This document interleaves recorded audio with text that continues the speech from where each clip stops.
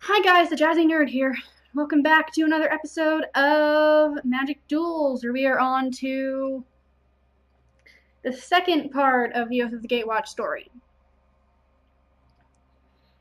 In the last episode, we fought Eldrazi. Lots and lots of Eldrazi. And we kicked their butts with things that were bigger than they were.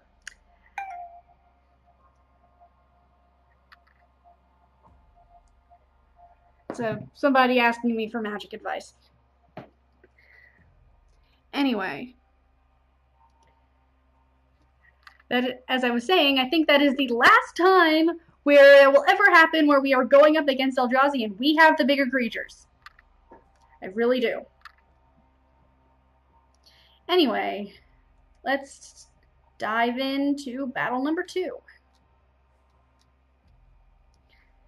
The failing of the Hedron trap was no accident. Hiding beneath Seagate, the demon Ob Nixilis siphoned away the power of the Hedrons to reignite his Planeswalker spark. After eons, he is finally free of his imprisonment, but he is not free of his rage. He seeks revenge against the Nature Mage who nearly spoiled his plans. It's time for the tables to turn.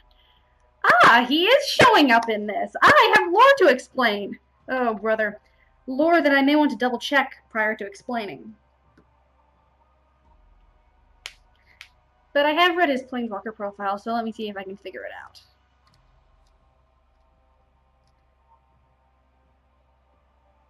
Wait. What? I'll get to you in a second, JP. I'm sorry. What?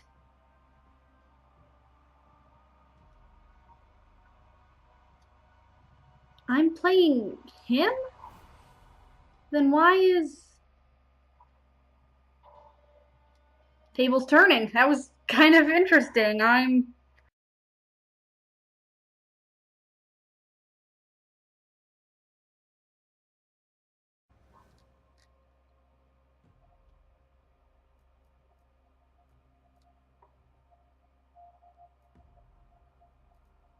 Considering what just happened, I don't like this.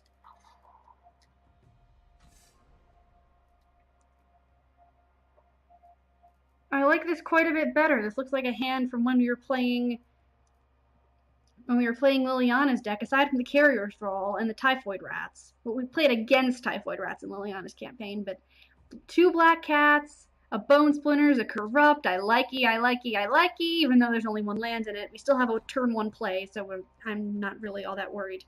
And it's something that has Death Touch. I'm fine with that. Scythe Leopard.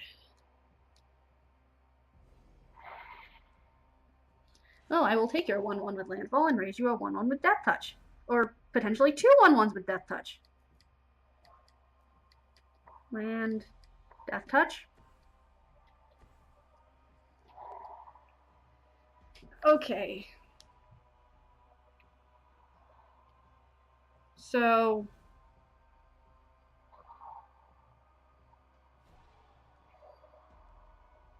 Geez, I feel like I need to look at the lore again before I explain this whole situation with Ob Nixilis, because I read his Planeswalker profile, but I don't remember it uh, as well as I had hoped. I'm not going to bother blocking. Let's save my Death Touch things for the really big guys.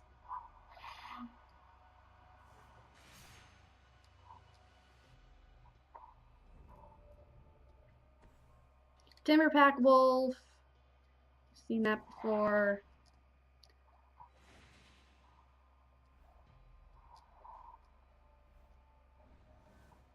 Okay, we have a Cruel Edict. And a Bone Splinters. I don't want to sack my Typhoid Rats. I put in another Typhoid Rats. Really hope I draw a land.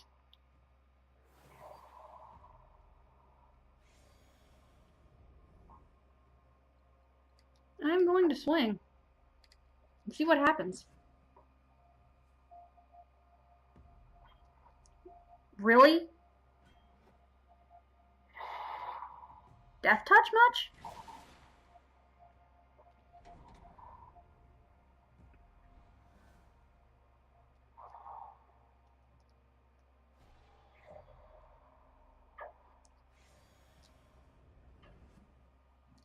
I'm still not blocking. Because if I can't get more land, this Typhoid Wrath is all I'm gonna have.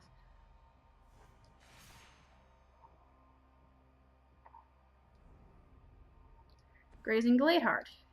Great. We are really gonna need that Corrupt down the road. Oh, come on! Is this really happening? Can I see my deck? No, I can't.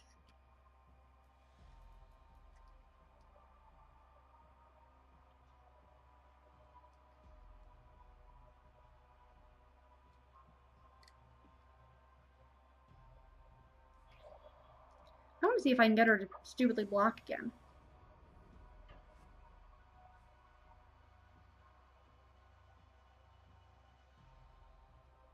No, not this time.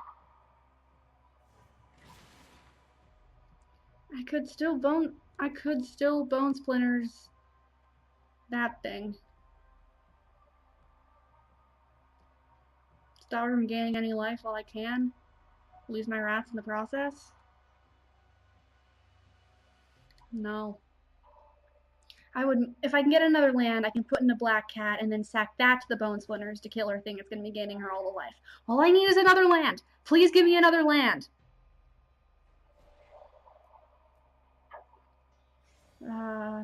Take 4. Man, I want to get that thing in play. I feel like I'm playing I feel like this deck is a combination of Liliana's deck and Liliana's boss battle deck, or Liliana's boss battle opponent deck. I bungled that pretty hard. The deck that the demons were using in Liliana's boss fight, the one that took me like 3 weeks to put up because I kept having computer problems. Land! Land. Sweet land.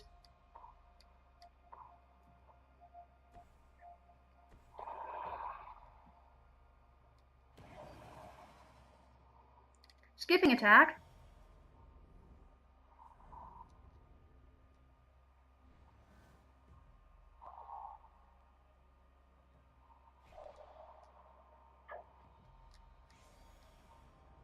Smart.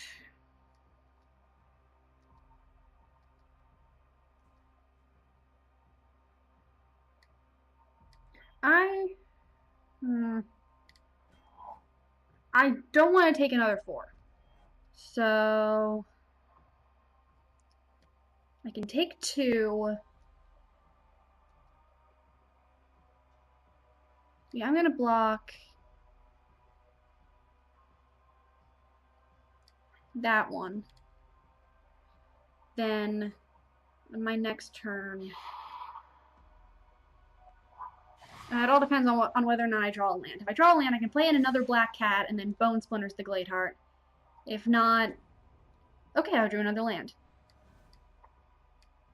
Play another black cat. Bone splinters. Destroy that. Sacking this. I should have sacked the one that was summoning sick. You pitch.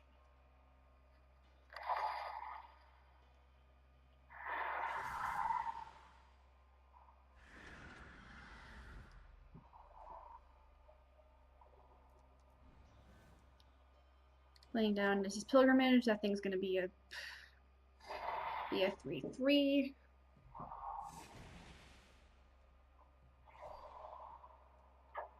No, it's not. It's gonna be a 2/2. Which I really kind of want to actually block right now. Yep, I'm gonna block it.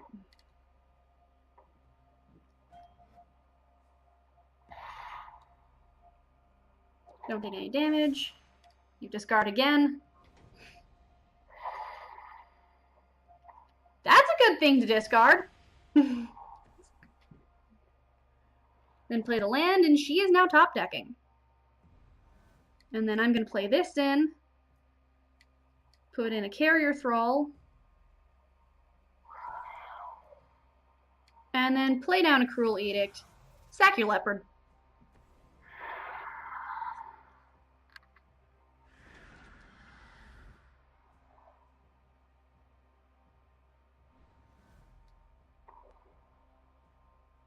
She has a Pilgrimage. And that was what she top decked. So 2 more land and nothing to do with them. Give me a land. Thank you, land. Land. I still can't cast either of the things that are in my hand, but I can swing in for 2. You have nothing in hand and no creatures on board. I have no reason not to do this. They don't have to worry about creature with haste next turn because green doesn't do that.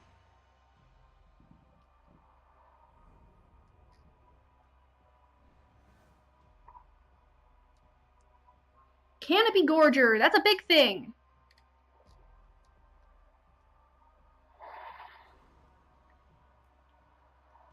Land. Not a land. Okay, I cast Read the Bones. When she swings in with that, I block. I get a Scion. And the next turn, even if I don't draw a land, I'll have enough to play a Harvester of Souls. So, Read the Bones. Look at the top 2. Well, I definitely want that land on top. And I like me a Zulaport Cutthroat. So they can actually both stay on top. Then play in this land.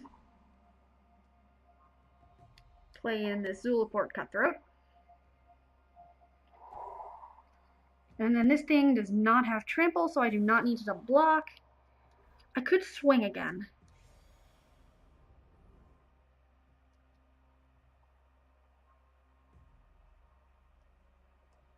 No, I'm going to skip attack.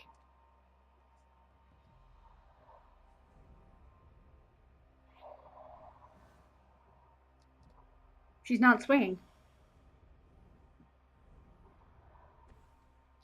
Okay, we get another land. Play it in. It's telling me to corrupt.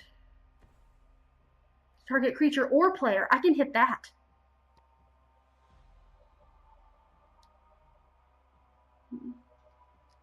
I can hit that, kill that, gain all my land, gain a bunch of life back.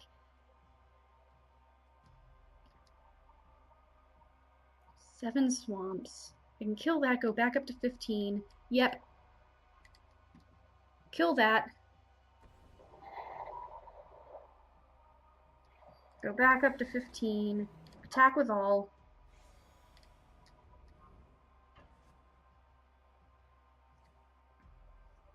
Then on the next turn, play down the Harvester of Souls and kind of start coming back a little bit because she has lost her momentum.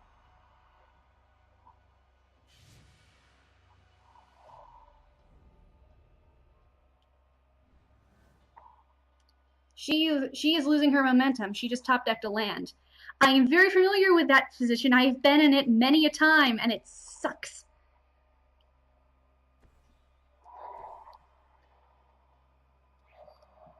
Swing in for another 3.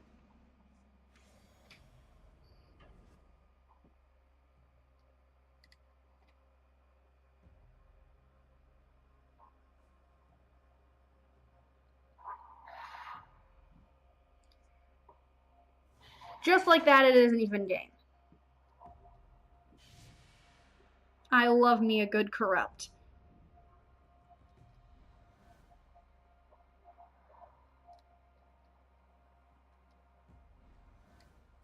Get a land. Attack with all. Hope that's not an instant.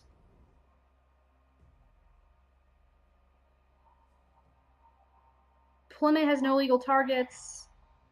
I don't think there are any instant speed fight effects, and even if there are, she has no creatures in play. Green can't do much at instant speed without creatures in play. I play green very much, and I know that very well. I fall into that trap so many times where I have a handful of instants and sorceries that all say target creature, and I have no creatures in play.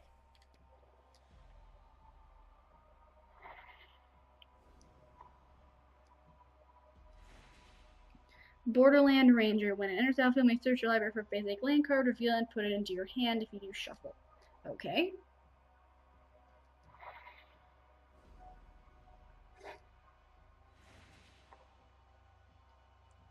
Lay down another land. Okay, I can play down another land. And then she has a 3-1 and a 2-2.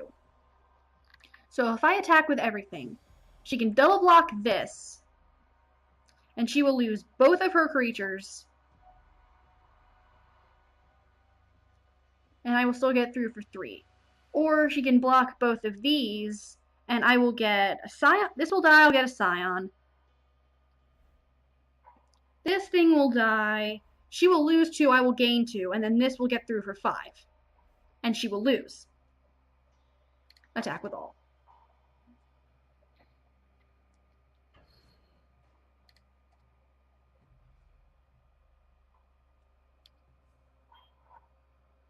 Double blocking the big thing? Or... No, not double blocking the big thing. I'm just stopping the big thing from getting through. That's fine. You lose a creature, I lose nothing. You could have... Yes. You could have killed one of my creatures. Instead, you just lost a creature and accomplished very little. Aside from surviving for another turn and getting through for 3, which I suppose is fine, but now you'll have nothing to block with. No, that must be a creature. It's probably a large creature. Still, it's just one thing, and she's at 4. It's another Borderland Ranger. That's not going to save you, Nissa.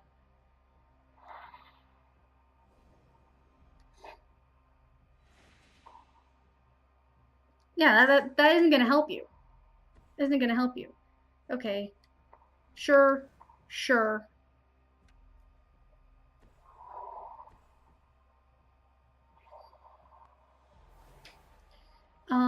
Attack with all? You only have 1 blocker and you're at 4?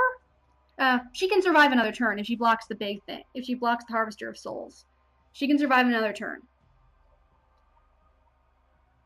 But then... Okay, yeah, so that won't apply to that.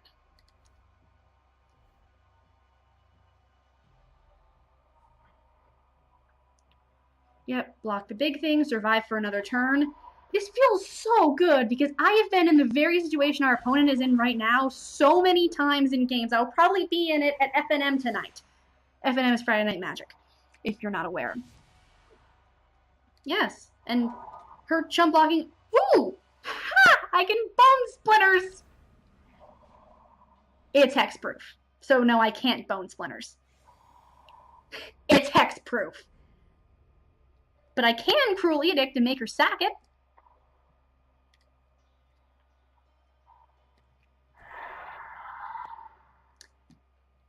Sure, draw a card.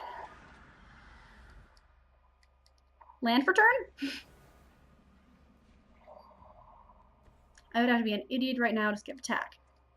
Swing with everything.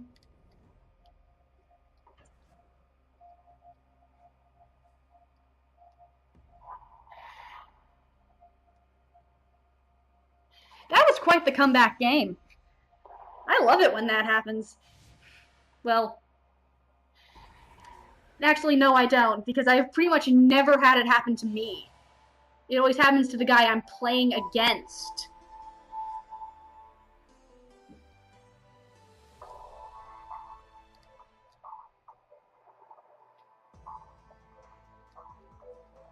Victory is sweet, and vengeance is even sweeter. Obnixilis captures not only Nissa, but her planeswalker allies as they flee from Seagate. With his enemies shackled, just as he has been shackled for so many years, Obnixilis exults in victory. And then you will see what happens next, because that victory is short-lived. Thank you for watching this video, I suppose. I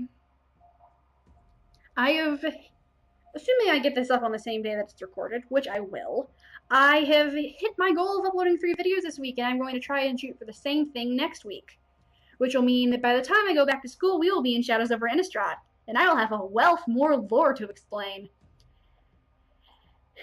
Anyway, no, actually, we will be starting Shadows over Innistrad by the time I go back to school. Let me rephrase.